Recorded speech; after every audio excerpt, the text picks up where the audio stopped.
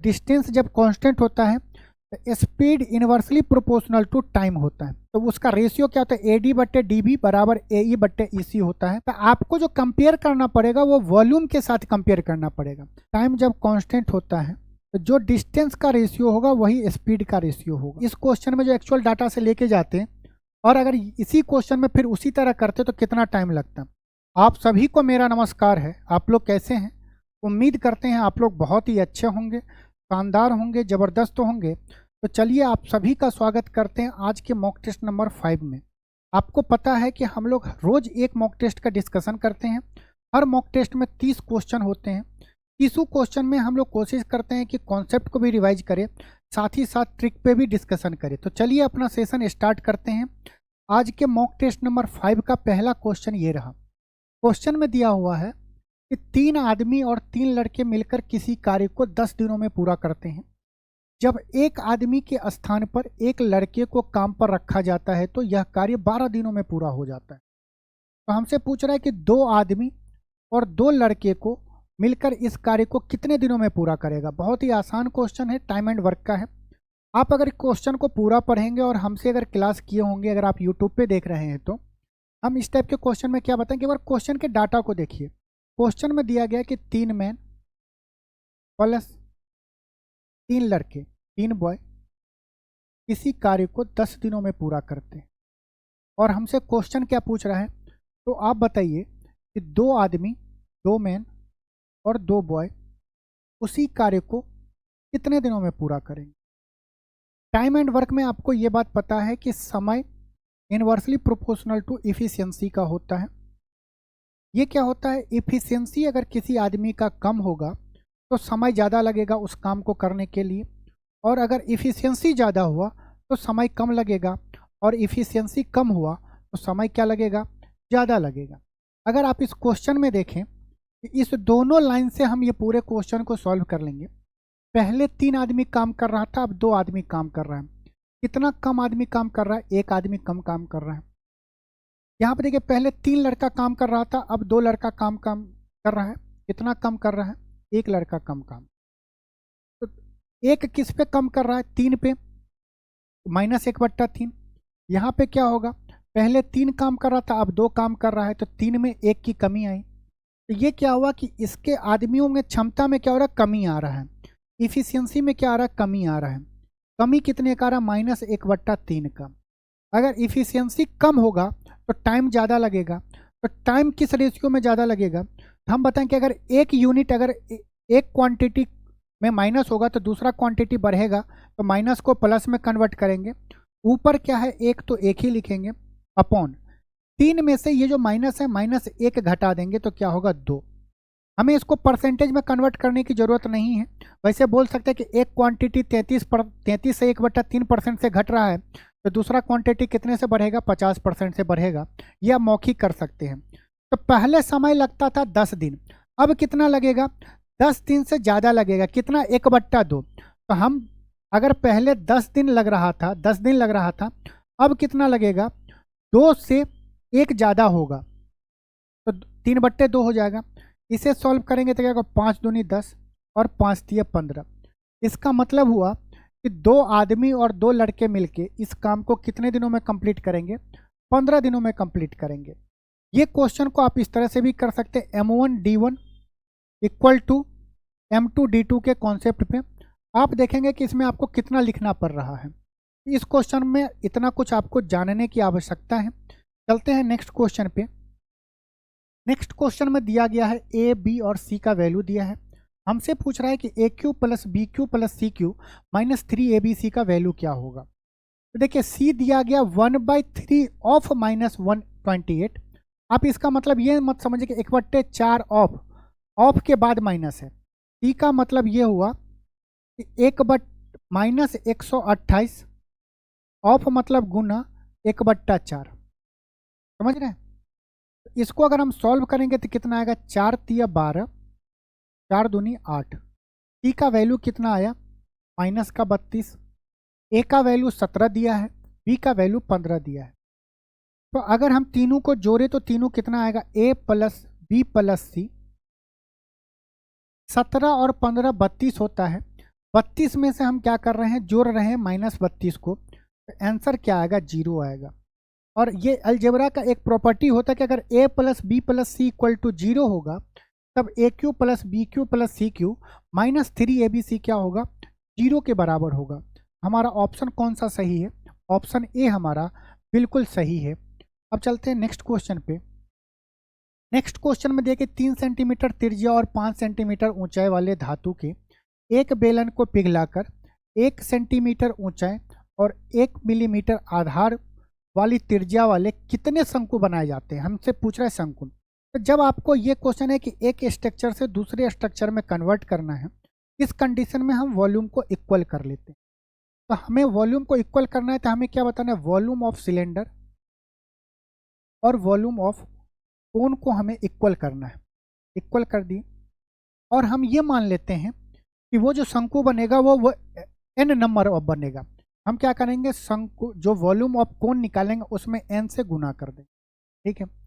हम मान लेते हैं सिलेंडर का जो वॉल्यूम होगा वो R1 होगा और हाइट उसका H1 होगा। कोन का वॉल्यूम R2 होगा, वॉल्यूम में रेडियस क्या होगा R2 और हाइट क्या होगा H2 होगा। आप सभी को पता है कि सिलेंडर का वॉल्यूम क्या होता है, आप बोलेंगे कि सिलेंडर का वॉल्यूम होता है pi R1 square H1 equal to n into volume of cone क्या होता है 1/3 गुना पाई इंटू R2 का स्क्वायर इंटू H2 हाइट होता है 1/3 पाई R स्क्वायर H होता है। अगर आप गौर से देखें तो देखिए ये 3 और पूरा टर्म इस साइड जाएगा। यहाँ पे देखिए कि R क्या है 3 सेंटीमीटर है। अब अगर हम वैल्यू पुट करें तो 3 सेंटीमीटर और 5 सेंटीमीटर ऊंचाई किसका है, सिलेंडर का है। हम यहाँ पे रखे, देखिए ये पाई से पाई तो कट जाएगा। R1 क्या है, रेडियस क्या है 3 सेंटीमीटर, तो 3 का स्क्वायर। हाइट कितना है, ये H स्क्वायर नहीं होता, ये क्या होता है H1 होता है। H का स्क्वायर नहीं होगा, सिंपल H होगा। H1 कितना है 5 centimetre equal to n into 1/3। Cylinder का रेडियस कितना, पिघला कर हम कितने रेडियस वाले सिलेंडर बना रहे हैं, हम बना रहे हैं 1 मिलीमीटर आधार का जो रेडियस होगा। तो मिलीमीटर को अगर सेंटीमीटर में कन्वर्ट करते हैं तो 1/10 से हम क्या करते हैं, तो मिलीमीटर को हमने सेंटीमीटर में कन्वर्ट किया क्योंकि हर एक यूनिट क्या है सेंटीमीटर में है। तो सेंटीमीटर का स्क्वायर इंटू हाइट कितना है 1 सेंटीमीटर है।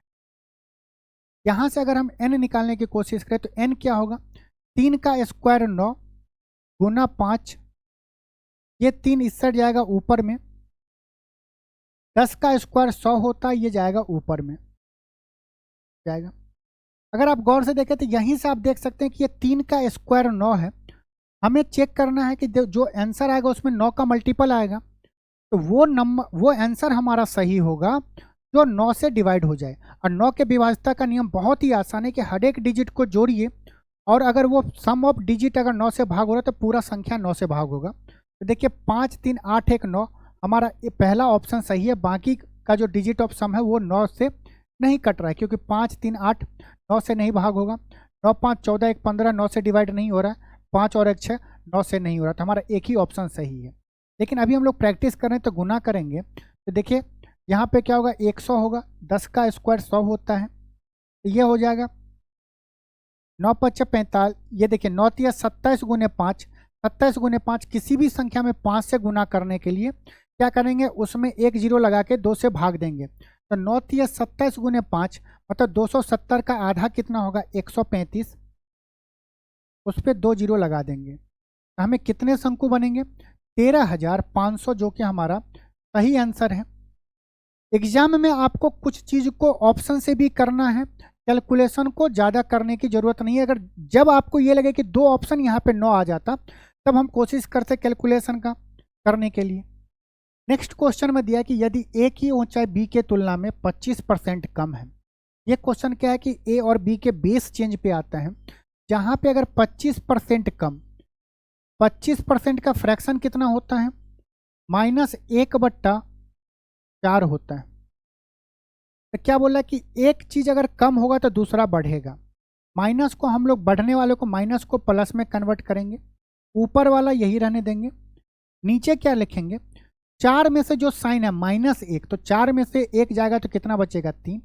1/3 का परसेंटेज मान कितना होता है 33 सही 1/3%, जो हमारा सही होगा क्या ऑप्शन ए। अगर आप इसे डिटेल में करना चाहें तो डिटेल में आप कैसे करेंगे, जैसे ए और बी दिया गया है, बोला ए की ऊंचाई बी के तुलना में 25% कम है। अगर बी का ऊंचाई 4 होगा तो ए का कितना होगा, 1 कम होगा 3। हमसे पूछ रहा है कि बी की ऊंचाई ए के तुलना में कितना ज़्यादा है। ए के तुलना में करना है तो 3 से कितना ज़्यादा है, 1 ज़्यादा है। 1 किस पे ज़्यादा है, 3 पे है। परसेंटेज में करने के लिए 100 से हम क्या करते हैं 100% से गुना करते हैं। ये आएगा 33 सही 1/3%। हमसे आंसर में पूछ रहा है कि अप्रॉक्सीमेट बताना है, लगभग बताना है, तो 33% हमारा सही होगा। नेक्स्ट क्वेश्चन पे चलते हैं। नेक्स्ट क्वेश्चन में दिया हुआ कि एक आयताकार खेत की लंबाई 16 मीटर और चौड़ाई 12 मीटर, चौड़ाई के एक तरफ है वाले भाग को खुला छोड़कर शेष तीनों ओर कटीले तार बिछाई जाती है। 25 पैसे प्रति सेंटीमीटर की दर से कितना लागत आएगा। देखिए हमसे क्वेश्चन पूरा, मान लीजिए एक आयताकार क्या है खेत है, उसमें 3 भाग, जिसमें क्या दिया गया है चौड़ाई हमें 12 मीटर दिया है और लंबाई कितना है 16 मीटर।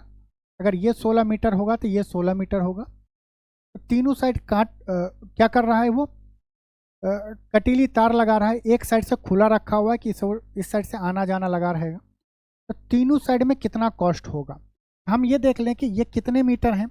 तो 16 दूनी 32 और 12 कितना होगा 44 मीटर।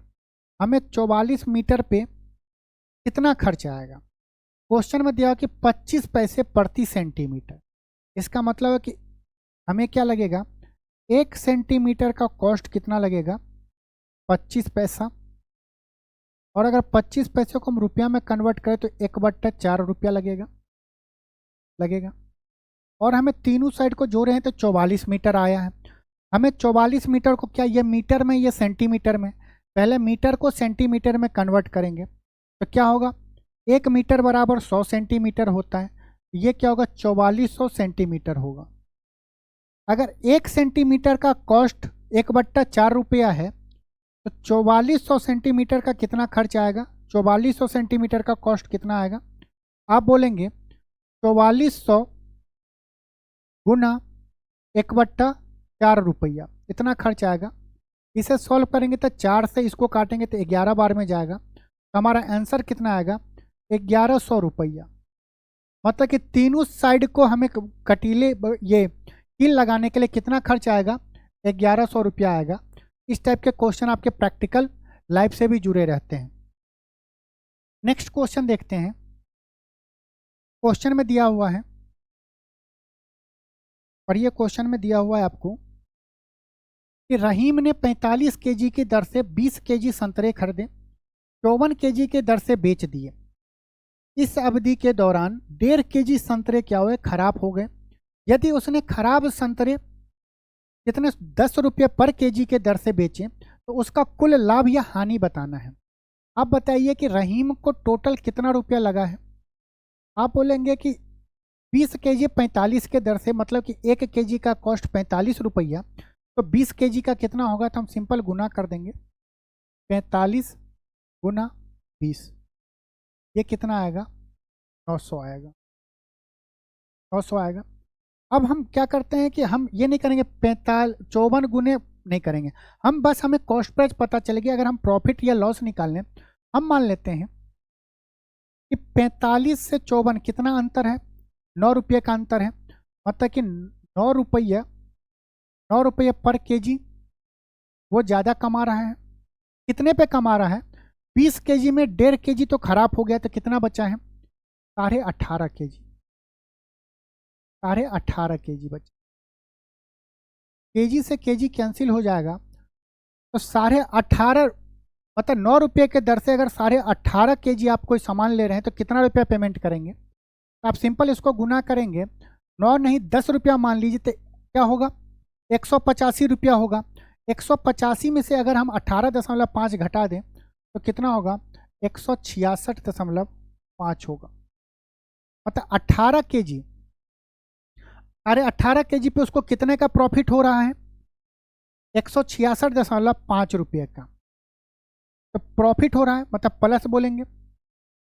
अब देखिए आगे बोला है कि 1.5 केजी, ये क्या हमने लिखा है 18.5 केजी पे उसको क्या हो रहा है प्रॉफिट हो रहा है। बाकी जो 1.5 केजी होगा, 1.5 केजी को वो किस रेट में बेच रहा है 10 रुपये की दर से बेच रहा है।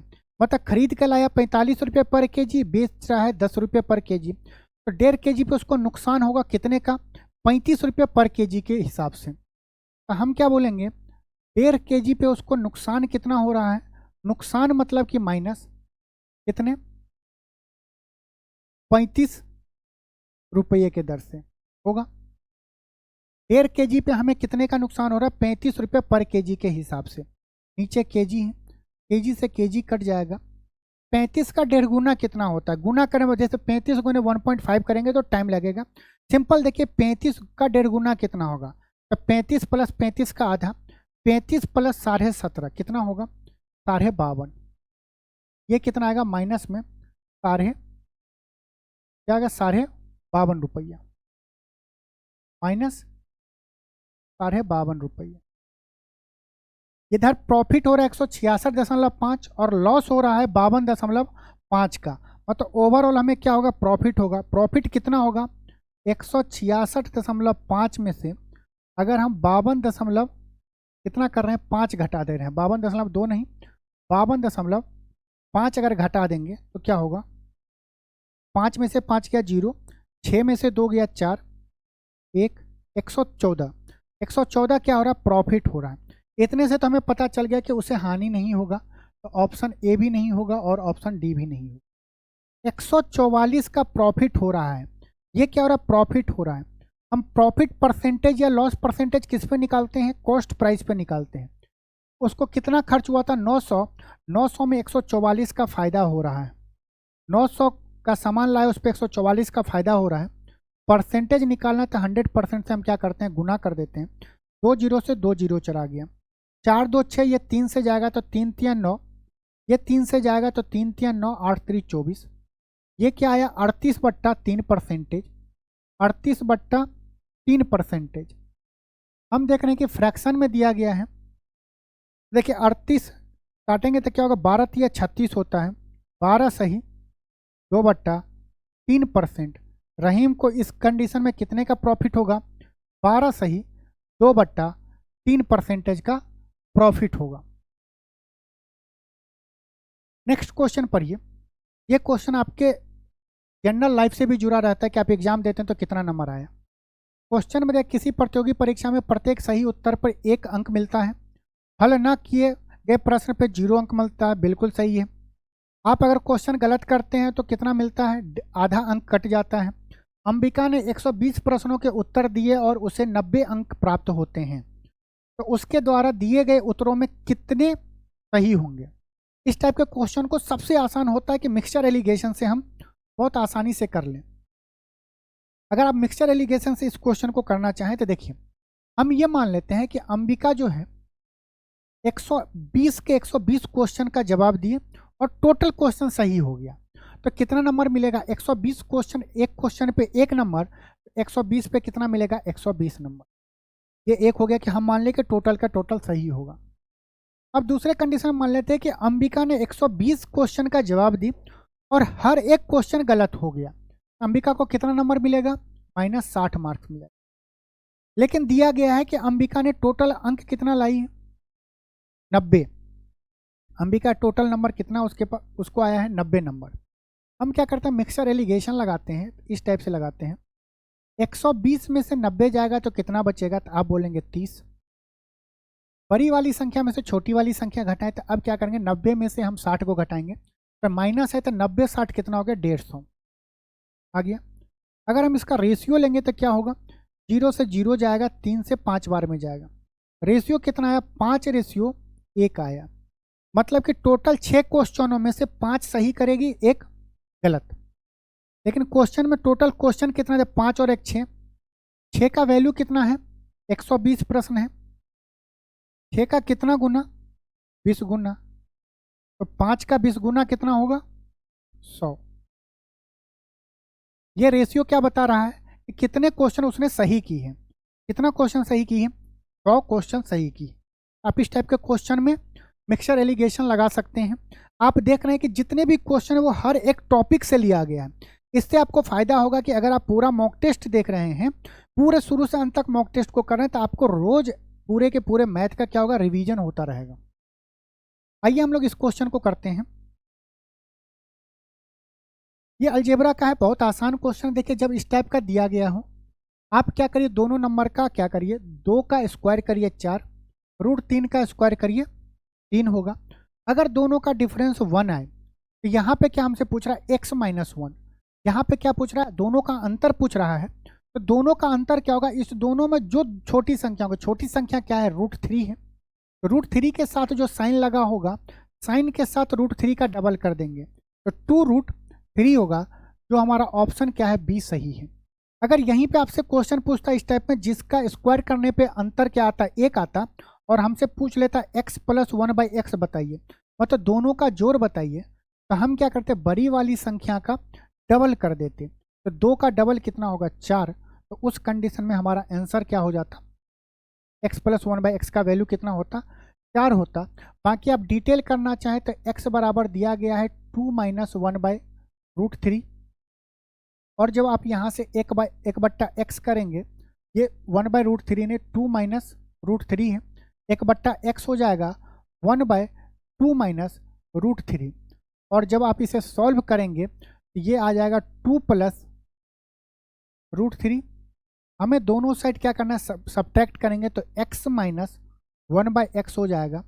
ये क्या होगा, ये माइनस हो जाएगा, ये भी माइनस हो जाएगा, 2 से 2 कट जाएगा, -√3 और -√3 क्या होगा, -2√3। तो इतना डिटेल क्यों करना है, जब आपको शॉर्ट ट्रिक कुछ क्वेश्चन में लग रहा है तो डायरेक्ट आप कर लीजिए। ये इस टाइप के क्वेश्चन आपको अलजेब्रा में हम कितनी बार प्रैक्टिस करवाए हैं। नेक्स्ट क्वेश्चन देखते हैं। देखिए दिया गया 3 यातायात सिग्नल का दिया गया इस सेकंड में, और यदि 8:20 पे क्या हो रहा है, एक साथ बदलना शुरू होता है, तो फिर कितने देर के बाद बदलेगा। इस टाइप के क्वेश्चन में हम निकालते हैं एलसीएम। एलसीएम निकालने का बेस्ट मेथड बताएं कि हमें एलसीएम किसका निकालना है, 48, 72 और 108 का। इस तीनों में सबसे बड़ी संख्या क्या है, 108 है। 108 का हम क्या करते हैं, ऐसा फैक्टर करते हैं जो सब में हो। 12 नंबर 108 होता है, 12 नंबर 108। आपको पता है कि एलसीएम वो छोटी से छोटी संख्या होती है जिसमें हम इन तीनों से भाग देंगे तो पूरा का पूरा कट जाएगा, तो आप बोलेंगे बिल्कुल। 72 क्या होता है, 72 होता है 12 × 72। अगर हम इसमें 12 × 9, 108 लिखा हुआ 12 × 9, हम इसमें 12 × 6 से भाग देंगे तो कटेगा नहीं। 12 से 12 कट रहा है, लेकिन ये 6 से 9 नहीं कट रहा है। क्यों, क्योंकि 9 में 2 3 है, यहाँ पे 3 गुने क्या है, 2 है, 1 2 नहीं है, तो हम यहाँ पे 1 2 लिख देंगे। अब देखिए ये 72 से कट रहा है। 48 क्या होता है, 48 होता है 12 × 48 होता है। हमें 48 से जब इसमें भाग देंगे तो 12 से तो कटेगा, ये 4 से नहीं कटेगा क्योंकि एलसीएम में 1 ही 2 है, और 48 में 2 2 है, 2 दूने 4, तो 1 2 हम यहाँ पे और लिख देंगे। लिख दिए। अब हमें क्या करना है, इसको गुना करना है। ये क्या आया, 12 नंबर 108, 108 चौका कितना होगा, 100 × 4 400, 8 चौक 32, तो ये कितना आएगा, 432 सेकेंड आएगा। कितना आएगा, 432 सेकेंड आएगा। हमें क्या बताया, सेकेंड में तो बताना नहीं, हमें मिनट में मिनट और सेकेंड दोनों का कॉम्बिनेशन। आपको पता है कि सेकेंड को अगर मिनट में कन्वर्ट करेंगे तो क्या होगा, 432 बट्टा 60 से हम गुना करेंगे तो ये क्या, भाग देंगे तो ये क्या होगा, मिनट में कन्वर्ट हो जाएगा। अगर हम 60 से इसमें भाग देंगे तो क्या होगा, इसको आप एक सीख लीजिए, 7 × 42, 420 तक तो कट जाएगा, प्लस कितना बचेगा, 12, 12/60 मिनट, इतना ही बचेगा, टोटल मिनट में है। इसको काटेंगे तो ये क्या होगा, 7 × 42, ये क्या है, 7 मिनट, 12/60 मिनट है, इसको अगर सेकेंड में कन्वर्ट करें तो 60 से गुना कर देंगे तो कट जाएगा। क्या 12 मिनट 7 मिनट 12 सेकेंड आया। मतलब कि अगर यातायात इसमें इस सेकंड में जाएगा तो पहली बार 8:20 पे बजेगा, नेक्स्ट टाइम वो 7 मिनट 12 सेकंड के बाद बजेगा। तो 8:20 में हम क्या करेंगे, 7 मिनट 12 सेकंड जोड़ देंगे तो कितना हो जाएगा, 8:27 12 सेकंड पे नेक्स्ट टाइम तीनों क्या होगा, सिग्नल साथ में स्टार्ट होगा। आइए इस क्वेश्चन को करते हैं। इस क्वेश्चन में दिया गया है एक समकोण त्रिभुज की भुजाएं ए बी और सी है और इसका कर्ण जो है वो सी है। त्रिज्या आर वाला एक वृत्त त्रिभुज की तीनों भुजाओं को स्पर्श करता है, तो वृत्त की त्रिज्या ज्ञात करिए। वृत्त की त्रिज्या मतलब ये बोला है कि जो राइट एंगल ट्रायंगल है उसके अंदर में सर्कल है, उस सर्कल का हमें रेडियस बताना है। तो ये बहुत फेमस क्वेश्चन है। क्या होता है इस क्वेश्चन को अगर डायग्राम से समझे तो देखिए, ये एक क्या बोला है कि एक राइट एंगल ट्रायंगल है जिसके अंदर में एक क्या है, सर्कल है। हम ये सर्कल बना रहे हैं, इसमें ये सर्कल है। अब क्वेश्चन में दिया हुआ है कि ये जो क्या है कि इसका कर्ण क्या होता है, 90 डिग्री के सामने वाली भुजा, ये क्या होगा, सी होगा, स्मॉल सी है। अब बाकी भुजाएं क्या है, ए और बी। तो ये मान लेते हैं ए है और ये बी है, ये ए है और बी है। ये क्या होगा, सी होगा, ये कैपिटल ए होगा और ये कैपिटल बी होगा। बोला कि इसके सेंटर पे रेडियस क्या होगा, तो मान लेते हैं ये आर होगा, ये भी आर होगा और ये भी आर होगा। तो हमें इस रेडियस का वैल्यू बताना है कितना होगा। आपको पता है कि किसी भी सर्कल का जो टेंजेंट होगा, बाहरी वाले बिंदु से अगर हम उस पर टेंजेंट डालते हैं तो ये दोनों क्या होगा, बराबर होगा। मान लीजिए हम इसको बोले पी क्यू आर बोले, पी क्यू आर बोले, आप इसको डिटेल में जरूर करिएगा। तो क्या होगा, बीपी बराबर पी क्यू होगा, पीसी बराबर क्या होगा, आरसी होगा,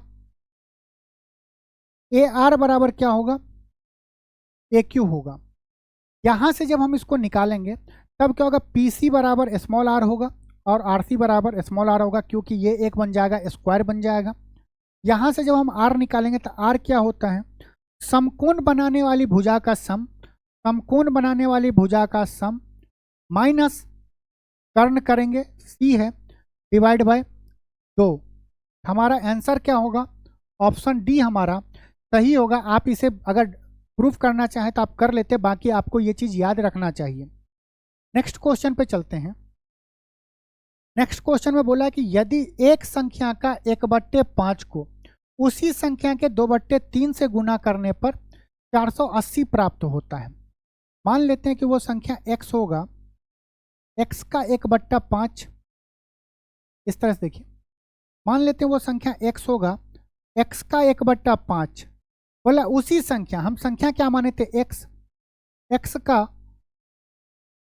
उसी संख्या के 2/3 से गुना करने पे, इस दोनों संख्या को आपस में गुना किए तो हमें प्राप्त क्या हुआ, 480 हुआ। तो हमें क्या बताना है, वो संख्या बताना है। तो देखिए ये क्या होगा, x² बराबर, ये 2 से कटेगा तो कितने बार में जाएगा, 240, 240 गुने 5 गुने 3 होगा।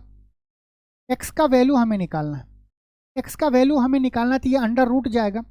अंडर रूट क्या होगा, 8 8 3 24 होता है, गुने 2 गुने 5 गुने 5 गुने 3 होगा। अब देखिए स्क्वायर रूट था 8 दूने 16, 16 का बाहर निकलेगा तो 4, ये 2 3 है तो बाहर निकलेगा तो 1 3, ये 2 5 है बाहर निकलेगा तो 1 5, तो क्या होगा, 4 3 12 5 60, आंसर क्या होगा 60। तो वो संख्या क्या होगी, 60 हो जाएगा। तो ये जैसे आप चाहे तो यहाँ पे मल्टीप्लाई भी करेंगे, लेकिन मल्टीप्लाई करेंगे फिर उसका स्क्वायर रूट निकालना दिक्कत होगा, तो आप क्या करें, उसको फैक्टर के फॉर्म में तोड़ दीजिए, तो बहुत आसानी से आप स्क्वायर रूट निकाल सकते हैं।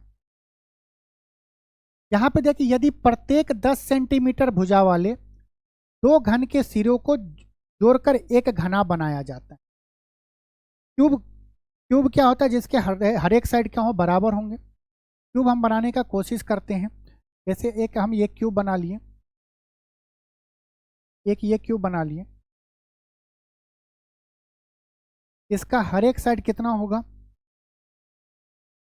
10 सेंटीमीटर होंगे। कितना है, 10 सेंटीमीटर है। बोल रहे कि इसी टाइप के दो घन को, दो क्यूब को अगर हम जोड़ेंगे, दो क्यूब को जोड़ेंगे, इसका भी क्या है साइड 10 सेंटीमीटर है, 10 सेंटीमीटर इसका भी है। बोले कि दोनों घन के सिर को जोड़कर एक घना बनाया जाता है। जब हम इस दोनों को जोड़ेंगे तो देखिए ये इस टाइप का घना बनेगा, इस टाइप का घना बना, ये घना बन गया। इसमें देखिए इसका हाइट 10 होगा। हम क्या कि दोनों बेस का जो नीचे जो दिख रहे हैं, ये जो दिख रहा है आपको, इसको हम जोड़ रहे हैं, इसको जोड़ेंगे, इस पॉइंट को पकड़ेंगे, इस पॉइंट से जोड़ लेंगे, तो क्या होगा, ये वाला लेंथ 20 सेंटीमीटर होगा। क्या होगा, 20 सेंटीमीटर होगा। अब देखिए ये 20 सेंटीमीटर, तो पीछे भी 20 सेंटीमीटर होगा, बाकी साइड क्या होगा, 10-10 सेंटीमीटर होगा। तो दो हम क्यूब को जब जोड़ेंगे तो क्यूबाइड बनेगा, तो उसका क्या होगा, 10, 10 और 10। लेंथ ब्रेथ हाइट इस रूप में होगा। ये क्या होगा, लेंथ हो गया, ये 10 कितना हो गया, बी हो गया, और ये कितना हो गया, एच हो गया। हमसे क्या पूछ रहा है कि उसका सरफेस एरिया बताना है। तो क्यूबाइड का सरफेस एरिया क्या होता है, क्यूबाइड का सरफेस एरिया क्या होता है, बोलिए। ये होता है 2 into length into breadth plus B into H plus, अरे ऐसे एल बी एच, हम एल से बी में गुना किया, बी से एच में गुना किया, एच से क्या करेंगे, एल में गुना करेंगे, तो एल गुने एच, ये साइक्लिक होता है। अब हमें यहाँ पे वैल्यू रख देना, किसका, घनाभ रखना है। ये क्या होगा, 2 इंटू लेंथ कितना है 20, 20 गुने बी कितना है 10 प्लस बी कितना है 10, हाइट कितना है 10 प्लस लेंथ कितना है 20 गुने हाइट कितना है 10। हम इसे जोड़ेंगे तो क्या होगा, 2, ये डायरेक्ट जोड़ लें, 200 प्लस 100 300 प्लस 200, 200 एक 300, 300 और 200 कितना होगा, 500, 500 का डबल करेंगे तो कितना आएगा, 1000, 1000 क्या होगा, सेंटीमीटर स्क्वायर आएगा, 1000 सेंटीमीटर स्क्वायर आएगा। जो हमारा ऑप्शन क्या है, पी हमारा सही है। इसमें क्या क्या दो क्यूब को जोड़ा है, नीचे मतलब किसी भी, आप हो सकता है इसको ऊपर से रखिए, तो क्या होगा, एक चीज बढ़ेगा ना, जो 10 + 10 20 हो जाएगा।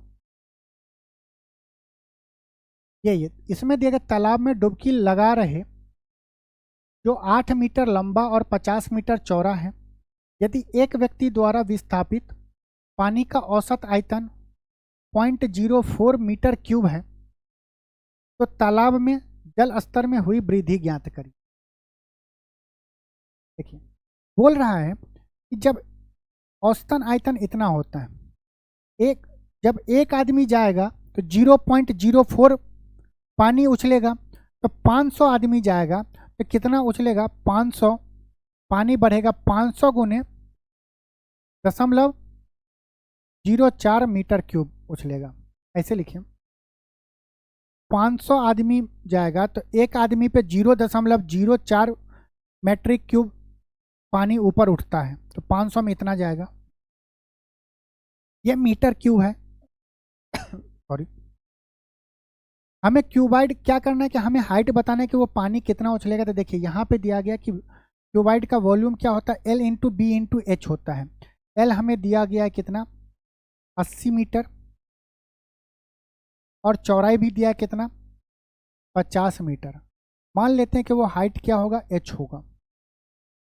अगर आप यहाँ से सॉल्व करें तो 2 जीरो से 2 जीरो हट गया, 5 से 5 हो गया, मीटर स्क्वायर से क्या हो गया, मीटर क्यूब का 2 हट जाएगा, तो ये क्या आएगा, ये आएगा 0.4 बट्टा 8 मीटर आएगा। ये क्या h आया। हमसे क्या पूछ रहा है कि सेंटीमीटर में बताना है, तो बताइए क्या होगा। 1 मीटर बराबर कितना होता है? 100 सेंटीमीटर होता है ना। 1 मीटर बराबर 100 सेंटीमीटर गुना 100 डिवाइड बाय 8। दशमलव हटाएंगे तो गुना 0 करेंगे, 0 से 0 कट गया। 1/2, 1/2 कितना होगा?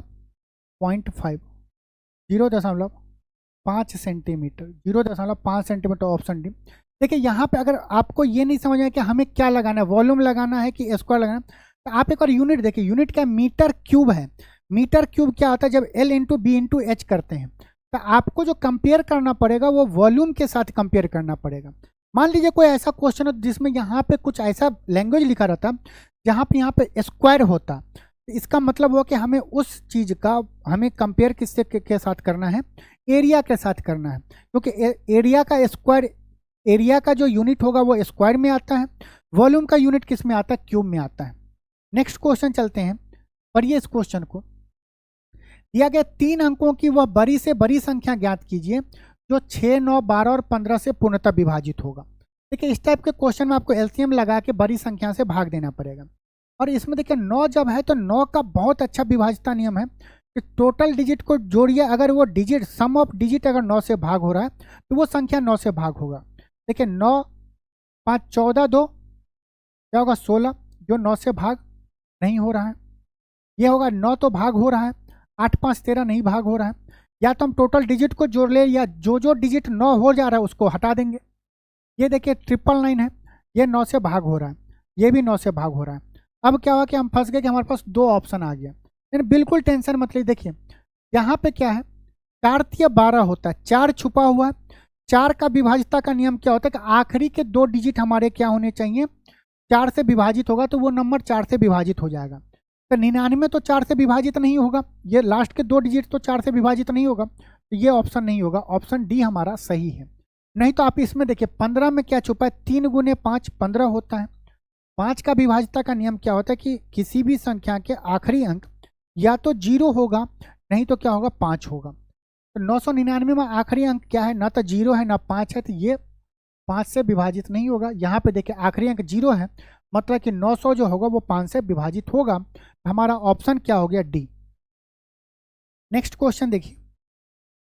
इस क्वेश्चन में क्या है, ये दिया गया, इसमें दिया गया डीई पैरेलल टू, डीई जो पैरेलल है आप लोग को दिख रहा है। आइए इसको और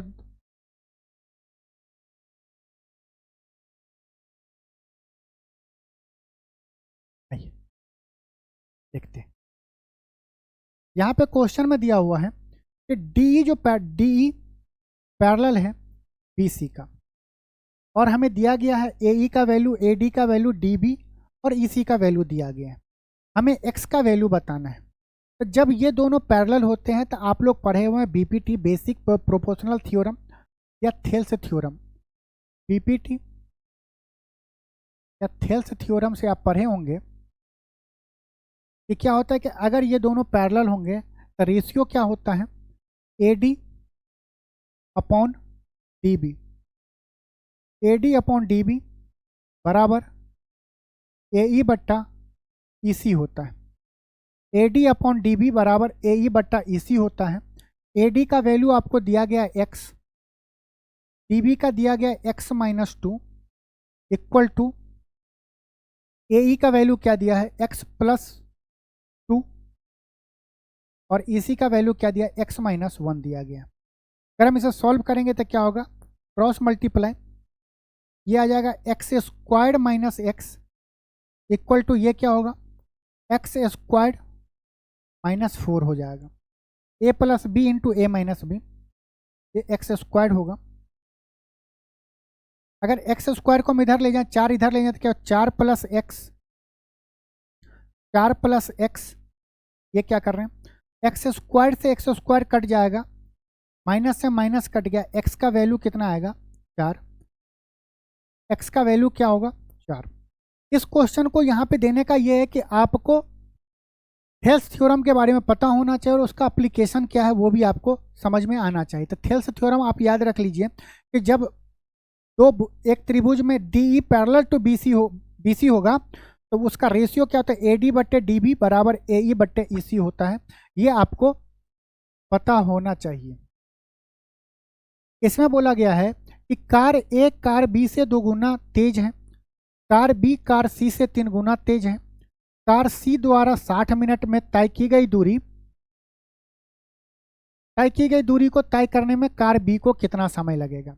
हमें जो बात बोला पहले स्पीड का बात बोला, A B और C दिया गया, हमें स्पीड के बारे में बता रहे हैं। A कार B से 2 गुना और कार B जो है कार C से 3 गुना है। कार C से 3 गुना मतलब कि अगर हम C को 1 मान लें, इसका 3 गुना क्या होगा, B हो जाएगा। अब बोल रहा है कि जो कार A जो है, एक कार जो है B से 2 गुना है, तो 3 का 2 गुना कितना होगा, 6। हमें आ गया ये क्या, स्पीड का रेशियो आया। स्पीड का क्या आया है, रेशियो आ गया है। हमसे पूछ रहा है कार C द्वारा 60 मिनट में तय की गई दूरी को B को कितना टाइम लगेगा। मतलब यहाँ पे अगर ये दोनों का लैंग्वेज देखें तो हमें बोल रहा है कि C जितने एक घंटे में जितना दूरी तय करेगा B को कितना समय लगेगा। मतलब डिस्टेंस सेम होने पे क्या होता है कि स्पीड का उल्टा टाइम होता है। तो देखिए यहाँ पे B और C का स्पीड का रेशियो क्या है, 3:1 है। तो टाइम का रेशियो क्या होगा, 1:3 हो जाएगा। 1:3 हो जाएगा कब, जब डिस्टेंस हमारा क्या होगा, कांस्टेंट होगा। डिस्टेंस जब कांस्टेंट होगा तो स्पीड जो डिस्टेंस जब कांस्टेंट होता है तो speed inversely proportional to time होता है। इनवर्सली प्रोपोर्शनल टू टाइम होता है। हमें दिया गया कि C कितने टाइम चलता है, 60 मिनट, कितना गुना, 20 गुना। 20 गुना, ये एक भी क्या होगा, 20 गुना। मतलब ये हुआ कि जितने देर में 60 मिनट में C जितना डिस्टेंस दूरी तय करेगा, B को वो दूरी तय करने में 20 मिनट लगेगा। हमारा आंसर क्या है, ऑप्शन C। रेशियो मेथड से आप बहुत आसानी से कर सकते हैं। तो चलते हैं नेक्स्ट क्वेश्चन पे। देखिए क्वेश्चन में दिया गया, इस क्वेश्चन को देखिए, ये हाइट एंड डिस्टेंस का है ना।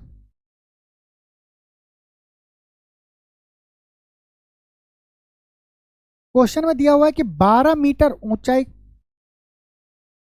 ऊंचाई वाली एक ये दिया गया है, एक पेड़ है। मान लीजिए पूरा लेंथ 12 मीटर है। डायग्राम आपको बना के दिया है।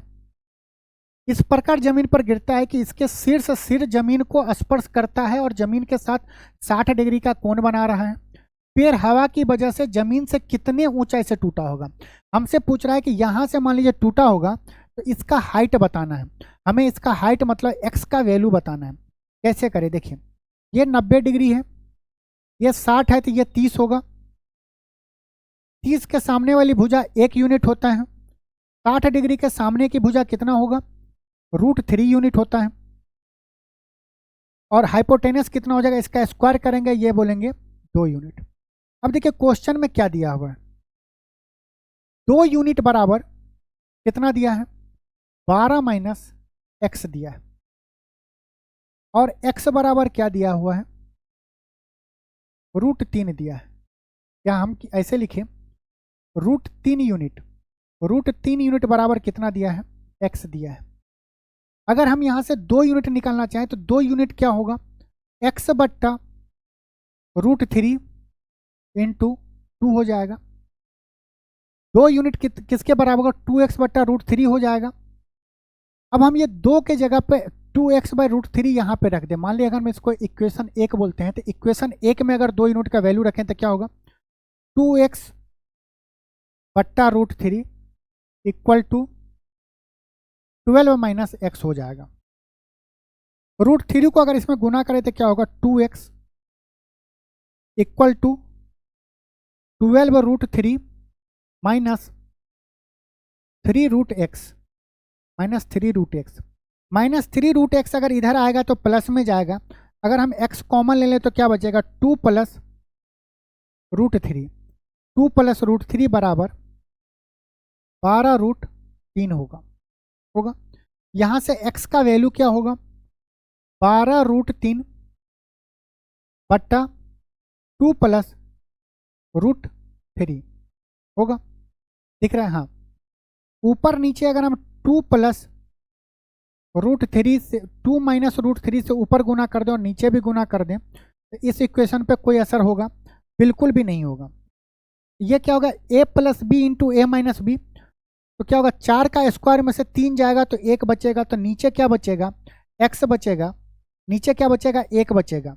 तो x बराबर क्या होगा, 2 प्लस √3 में अगर 12√3 से गुना करेंगे तो क्या होगा, 12 दूनी 24, 24√3 आएगा, माइनस 12√3 में अगर √3 से गुना करें तो 12 गुने √3 3 होता है, तो माइनस 36।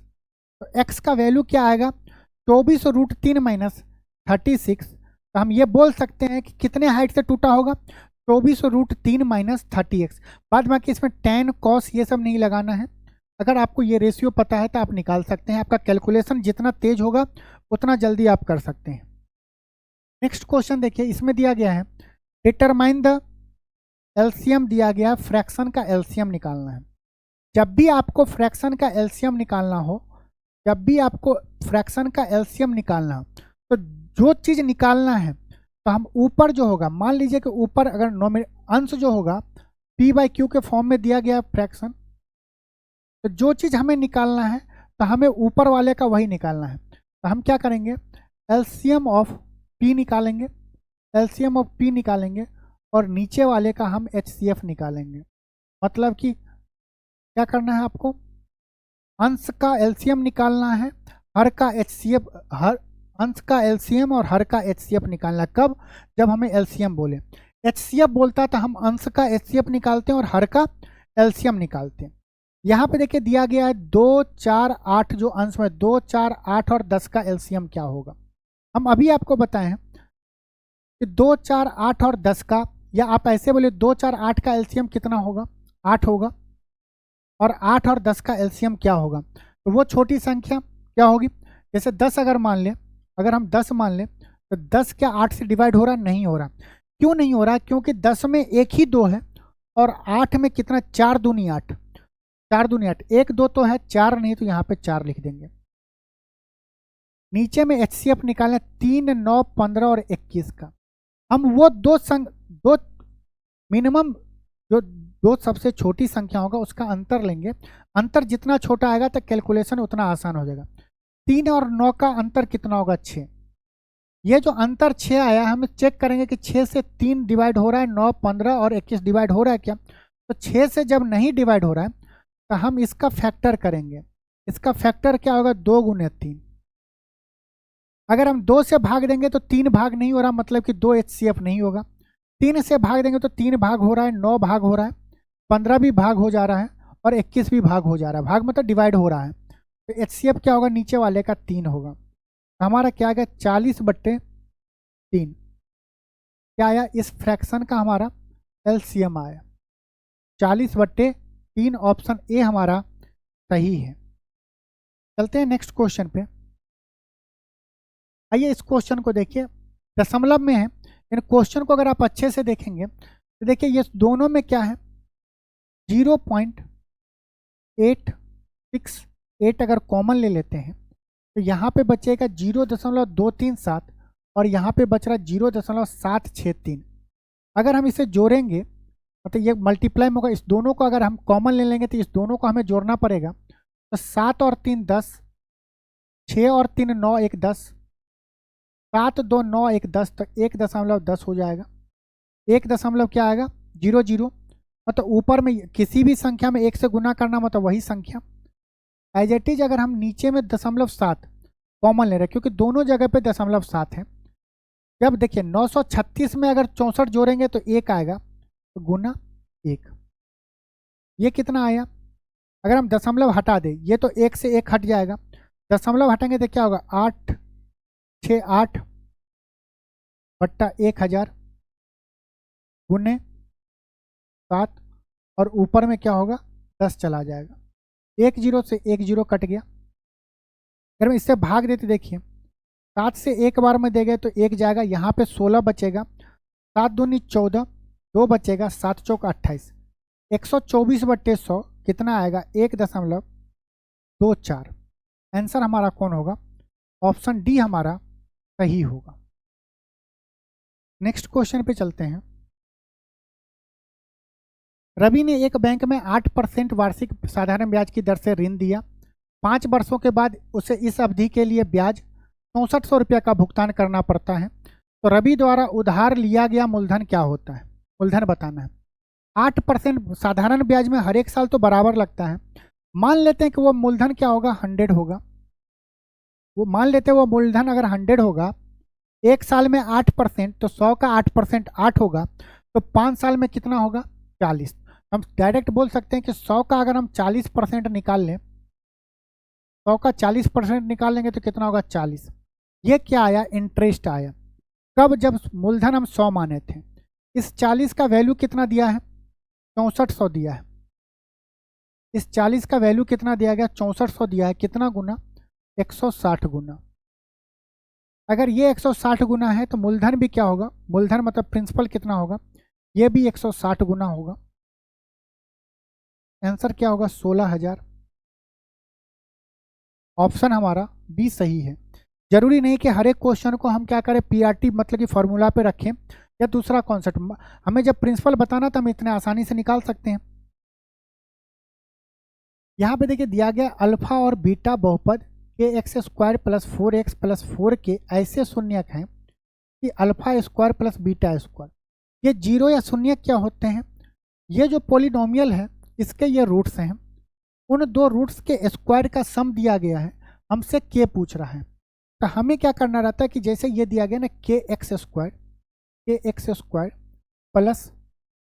4x + 4, इसको हमें स्टैंडर्ड इक्वेशन से कंपेयर करना रहता है। ax² + bx + c है।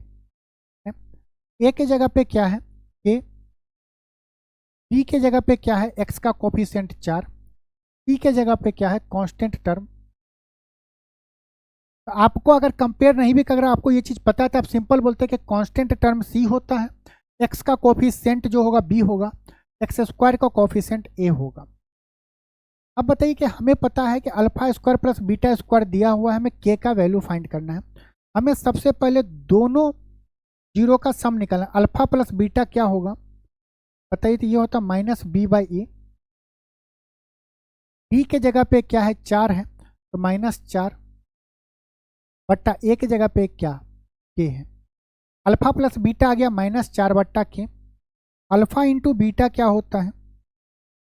p/a होता है। क्या होता है? p/a होता है। c क्या है? 4 बट्टा a होता है।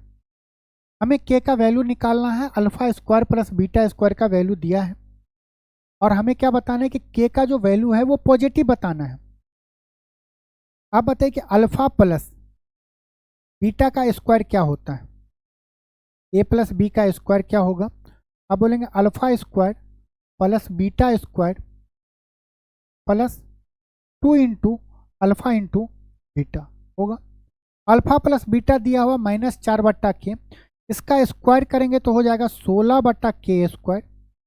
16 बट्टा k² बराबर α² + β² आपको दिया है 24 plus 2 into alpha beta. Alpha beta क्या है? 4 बट्टा a, ये हो जाएगा 8 बट्टे k। a नहीं, यहाँ पे क्या होगा? k है। a के जगह पे हमें k रखना है। 8 बट्टा k। जब हम इसे सॉल्व करेंगे तो क्या आ जाएगा? 24k + 8। हम इसे सॉल्व करने की कोशिश करें तो k का एलसीएम लेंगे तो ये हो जाएगा 16 बट्टा k²। 16 बट्टा k² बराबर 24k + 8 बट्टा k²। k आएगा, k से k कैंसिल हो जाएगा, k² नहीं है, ये क्या है? k है, तो k से k कैंसिल हो जाएगा। इस k को अगर हम इस साइड ले जाएंगे तो क्या होगा? 16 बराबर 24k² + 8k। होगा। अगर हम 8 कॉमन ले लेते हैं तो क्या बचेगा, यहाँ पे 2 बचेगा, 8 दूने 16। अगर हम कॉमन लेके काट दे तो यहाँ पे बचेगा 2 बराबर 3k²।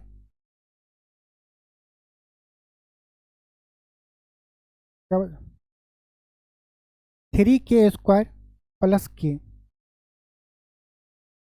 2 को उस साइड ले जाएंगे तो क्या बचेगा, 3k² प्लस के माइनस 2 इक्वल टू 0। ये एक क्या बन गया, क्वाड्रेटिक इक्वेशन बन गया। यहाँ से हमें k का वैल्यू निकालना है। हम k का वैल्यू कैसे निकालते हैं, हम आपको क्वाड्रेटिक इक्वेशन में बताएं कि सम जो होगा वो k का कोफिशिएंट क्या है, प्लस का 1 है। तो सम जो होगा वो साइन का उल्टा लीजिए। यहाँ पे क्या है, k का कोफिशिएंट +1 है, आपको लेना है -1। और प्रोडक्ट क्या आना चाहिए, k² का कोफिशिएंट 3, 3 गुने 2 कितना होगा 6, माइनस का 6 आना चाहिए। हमें 2 ऐसा नंबर सोचना है जिसका प्रोडक्ट -6 होना चाहिए और उस दोनों नंबर का सम कितना आना चाहिए, माइनस का 1 आना चाहिए। तो 6 का हम क्या करेंगे, फैक्टर करेंगे तो 3 गुने 2 होता है। अगर हम सम क्या करें, -3 और +2 करेंगे, -3 और +2 करेंगे तो इस दोनों को जोड़ेंगे तो -1 आ रहा है।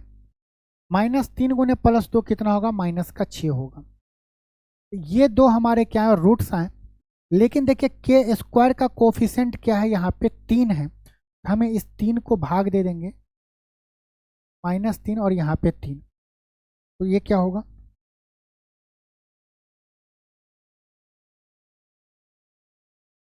यहाँ पे क्या होगा, +2 हो जाएगा।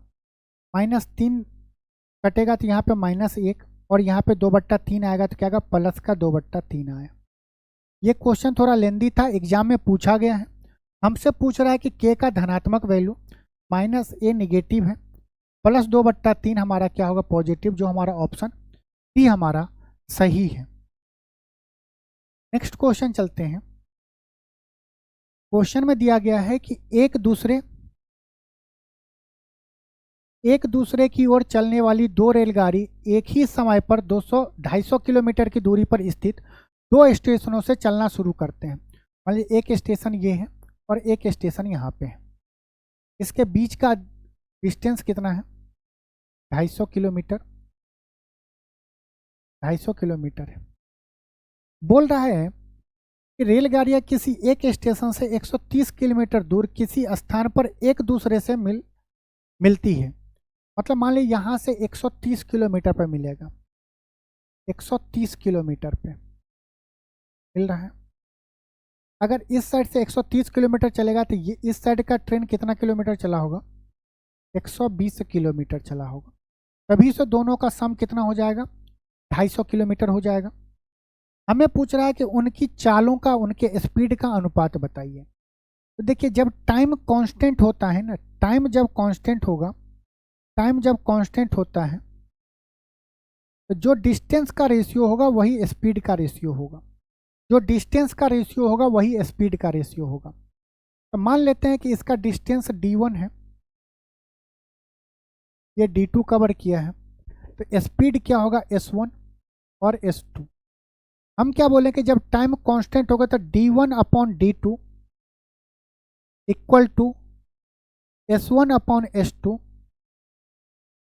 Equal to 130/120। काटेंगे तो क्या आएगा, स्पीड का रेशियो क्या आएगा, 13:2। हमारा ऑप्शन कौन सा है, सही सी है। जब टाइम कांस्टेंट होता है तो जो डिस्टेंस का रेशियो होगा वही स्पीड का रेशियो होगा। नेक्स्ट क्वेश्चन पे चलते हैं। क्वेश्चन में दिया गया है कि 8000 की धनराशि पर 5% वार्षिक ब्याज की दर से 2 वर्ष का चक्रवृद्धि ब्याज क्या होगा। ब्याज की गणना क्या हो रहा है, एनुअली हो रहा है। आपको CI बताना है।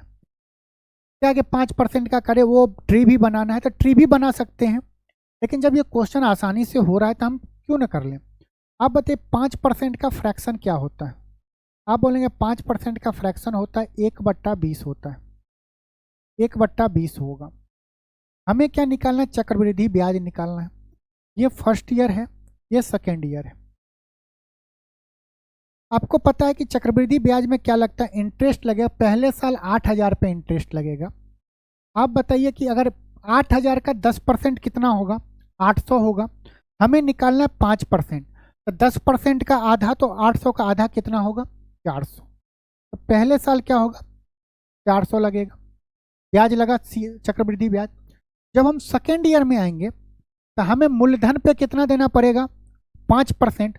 मतलब सेकेंड ईयर हमें कितना ब्याज देना पड़ेगा, 800 का 5%, या 800 का 1/20 भी करेंगे तो 400 आएगा। लेकिन आप सुनेंगे कि सेकेंड ईयर में हमें इंटरेस्ट ऑन इंटरेस्ट देना है।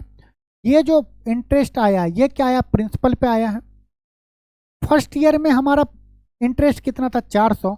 हमें 400 का भी क्या करना है, 5% देना है। तो 400 का 5% कितना होगा, 20 होगा।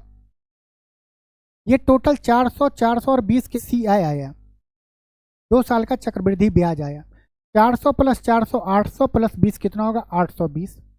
ये हमारा CI आया। ऑप्शन ए हमारा सही है। आप ट्री से भी निकालेंगे तो ट्री से निकलेगा, वहाँ पे बहुत सारे कैलकुलेशन। ये सीखिए कि चक्रवृद्धि ब्याज बेसिकली क्या होता है, प्रिंसिपल पे इंटरेस्ट लगेगा, फिर इंटरेस्ट ऑन इंटरेस्ट निकलेगा। 2 साल का तो हम सीधा निकाल लेंगे। नेक्स्ट क्वेश्चन चलते हैं। यहाँ पे एक्स का वह मान ज्ञात कीजिए कि व्यंजक इतना इतना दिया गया है कि पूर्ण वर्ग होना चाहिए। अगर आप इस क्वेश्चन को देखें, देखिए स्क्वायर है, हर एक जगह प्लस है, मतलब कि ये आइदर क्या होगा, a प्लस बी के होल स्क्वायर पे जाएगा। क्या होता है a प्लस बी का होल स्क्वायर क्या होगा, आप बोलेंगे a स्क्वायर मतलब कि a Guna a plus 2 Guna a Guna b plus b square b Guna b होगा। अगर आप इससे कंपेयर करें, आप अगर मान लें कि हम बोले कि 12.95 को अगर a बोले तो 12.95 भी क्या होगा, a गुना a क्या होगा, 12.95। देखिए 0.03 गुने 0.03, इसको अगर हम b बोले, ये भी b होगा। हमें b भी मिल गया, क्या 0.03। यहाँ पे देखिए अब हमें 2ab में देखना है। देखिए यहाँ पे a तो है, a क्या है 12.95 है। x के जगह पे क्या है 2b है, x के जगह पे क्या है 2b है। हमें क्या चाहिए, x के जगह पे 2 इंटू 0.3 चाहिए, तो 2 है। b का वैल्यू कितना है, गुना 0.03। जब हम इसे गुना करेंगे तो क्या होगा, 0.0 ये आएगा। हमारा ऑप्शन कौन सा सही होगा, ऑप्शन ए हमारा सही है। ये स्क्वायर किसका होगा, 12.95 प्लस 0.03 का होल स्क्वायर होगा। कंपेयर आपको करेंगे और आसानी से आ जाएगा आंसर। नेक्स्ट क्वेश्चन देखते हैं। ए और बी किसी योजना को, ये देखिए दिया गया है ए प्लस बी, ये टाइम एंड वर्क का है क्वेश्चन। इसमें दिया गया ए प्लस बी किसी काम को 10 दिनों में कर रहा है, बी प्लस सी किसी कार्य को उसी कार्य को 20 दिनों में कर रहा है, ए प्लस सी उसी कार्य को 30 दिनों में कर रहा है। अब बताइए इस तीनों का एलसीएम निकालना है। 10, 20 और 30 का एलसीएम क्या होगा, सिंपल हम बोल देते हैं 60 होगा। आप कुछ भी अगर 120 भी यहाँ पे रखेंगे, ऐसा नंबर जो सबसे कटे तो आंसर आएगा। ये अगर हम 10 से ए प्लस बी 10 दिन में 60 काम कर रहे हैं, तो रोज कितना काम करेंगे, 6 यूनिट। बी प्लस सी कितना करेगा, 3 यूनिट। ए प्लस सी कितना करेगा, आप बोलेंगे ए प्लस सी करेगा 2 यूनिट। मतलब कि रोज कितना काम करेगा ए प्लस सी, 2 यूनिट।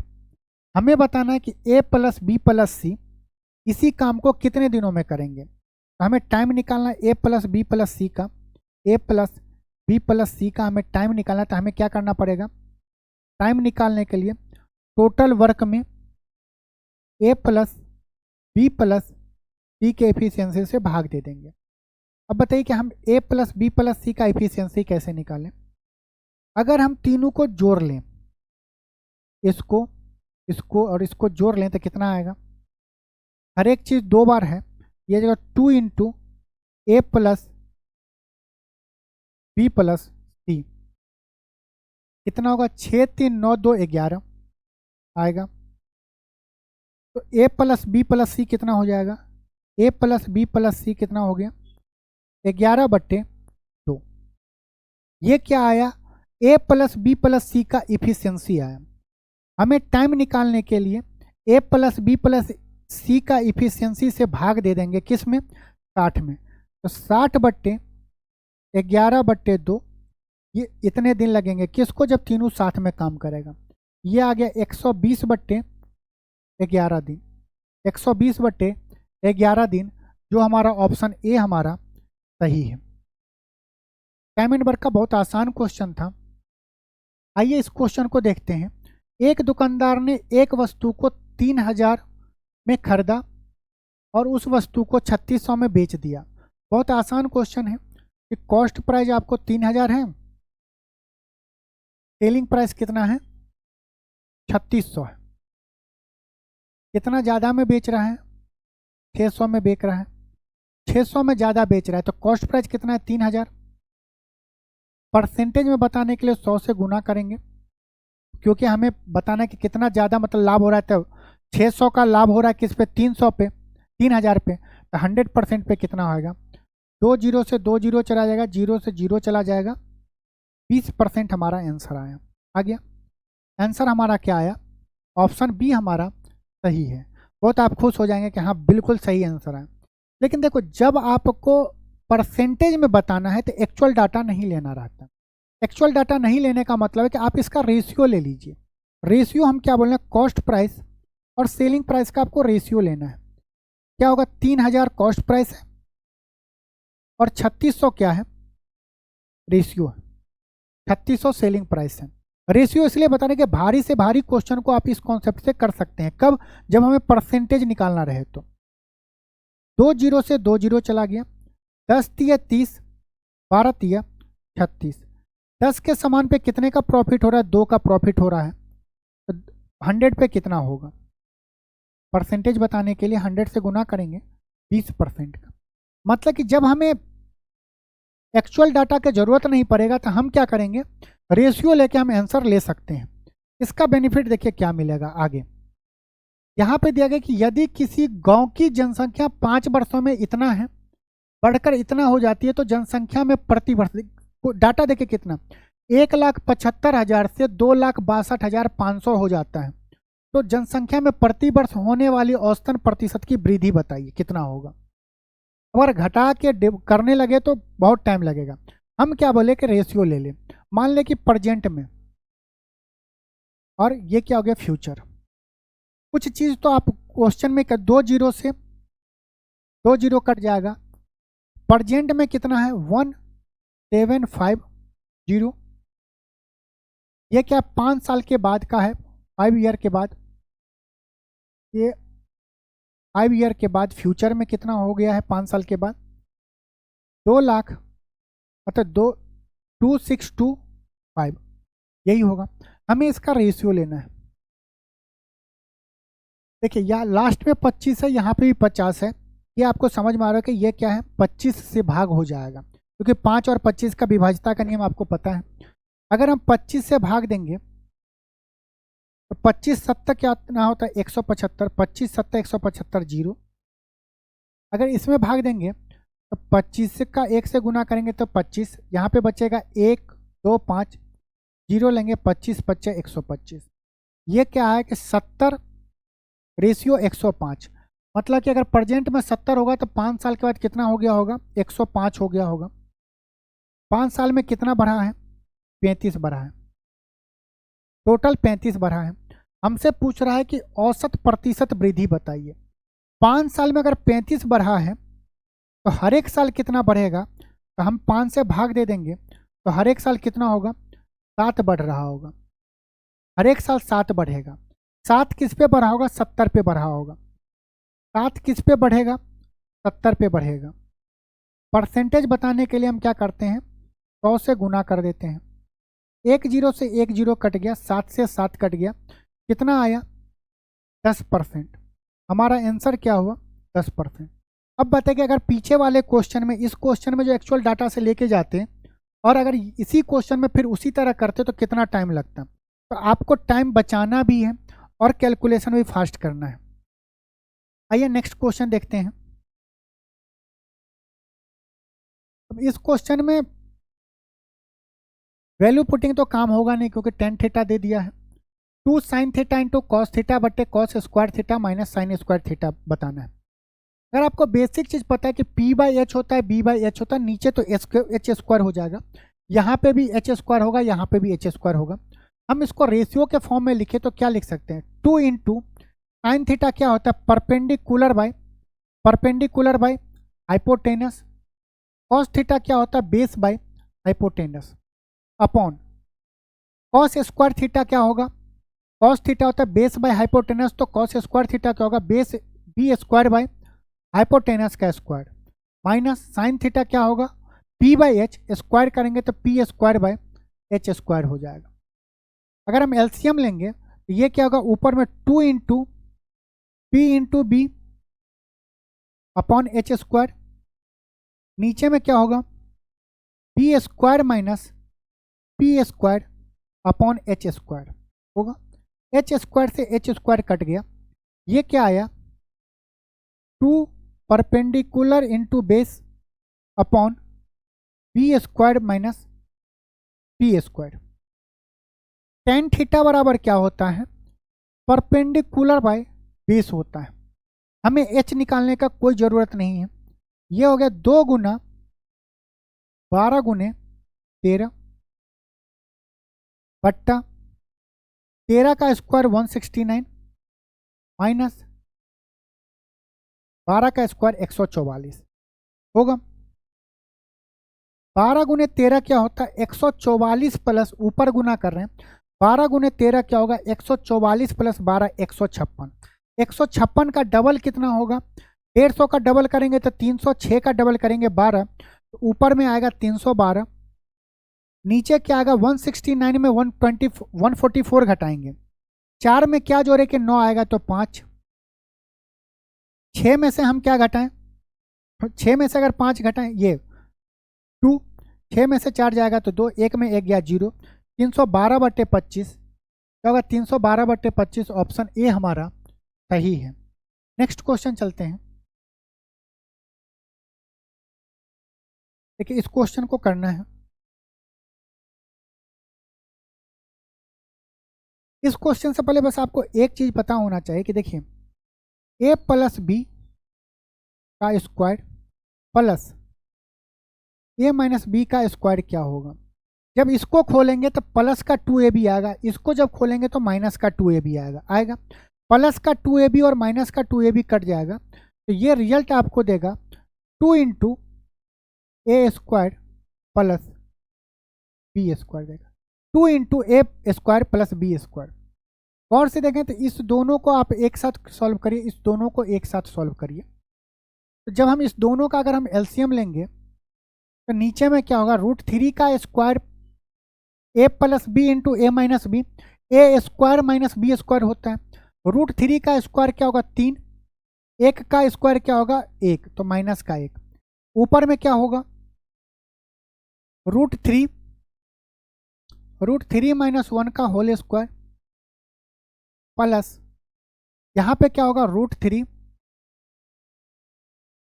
प्लस 1 का होल स्क्वायर प्लस, जब हम इस दोनों को गुना करेंगे तो 2 का square 4, A plus B into A minus B, √3 का स्क्वायर 3, ऊपर में क्या होगा 2 माइनस √3 का होल स्क्वायर प्लस 2 प्लस √3 का होल स्क्वायर। आप इससे जल्दी भी शॉर्ट भी कर सकते हैं, कैलकुलेशन आसान होगा और बहुत कुछ आपको रटा होगा तब। अब देखिए ए माइनस बी प्लस ए प्लस बी, ए माइनस बी का होल स्क्वायर प्लस ए प्लस बी का होल स्क्वायर क्या होगा 2 इंटू ए का स्क्वायर प्लस बी का स्क्वायर, ए का स्क्वायर प्लस बी, √3 का स्क्वायर 3 हम ऐसे डायरेक्ट लिख लें 2 इंटू √3 का स्क्वायर कितना होगा 3, 1 का स्क्वायर कितना होगा 1, 3 + 1 कितना होगा 4। नीचे क्या हो जाएगा 3 में से 2 गया 1 प्लस 2 का स्क्वायर 4, ये को 2 इंटू 4, 2 का स्क्वायर 4, 3 का स्क्वायर 3, तो 4 + 3 कितना होगा 7, तो 2 × 7 बट्टा 4 में से 3 गया 1 होगा। यहाँ तक में किसी को कोई दिक्कत, तो कोई भी दिक्कत नहीं होगा। हम 2 से 2 को काटे, 7 दूनी 14, 4 कितना होगा 18, हमारा सही आंसर होगा। चलते हैं नेक्स्ट क्वेश्चन पे। रमेश एक वस्तु को इसके वास्तविक मूल्य से 15% कम पे खरीदता है और इसके वास्तविक मूल्य से 10% अधिक मूल्य पर बेच देता है, तो प्रतिशत लाभ ज्ञात करिए। मान लीजिए कि ओरिजिनल प्राइस क्या है, मान लेते हैं कि ओरिजिनल प्राइस कितना होगा, मान लेते हैं 100 होगा। रमेश तेज निकला कि खरीदते टाइम में 15% कम पे खरीदा, तो 100 का 15% कितना होगा 15, कम मतलब कितना होगा 85। रमेश के लिए कॉस्ट प्राइस कितना होगा 85। अब क्या क्या कि इसके वास्तविक मूल्य, ओरिजिनल प्राइस क्या 100, अब क्या क्या 10% अधिक पे बेच दिया, 10% अधिक पे बेचा है, मतलब कि 10 ज़्यादा पे बेचा है। 100 का 10 कितना होगा 100 + 10 कितना होगा 110, ये इसका सेलिंग प्राइस हो गया। हो गया, आप बोलेंगे बिल्कुल हो गया। हमें अब बताइए कि रमेश क्या कर रहा है कि 85 के सामान को कितने में बेच रहा है 110 में बेच रहा है। 85 के सामान को 110 में बेच रहा है, कितना ज़्यादा पे बेच रहा है 25 ज़्यादा पे बेच रहा है, मतलब प्रॉफिट हो रहा है। 25 किस पे बेच रहा है 85 पे बेच रहा है। परसेंटेज निकालने के लिए 100% से क्या करते हैं गुना कर देते हैं, कर दिए।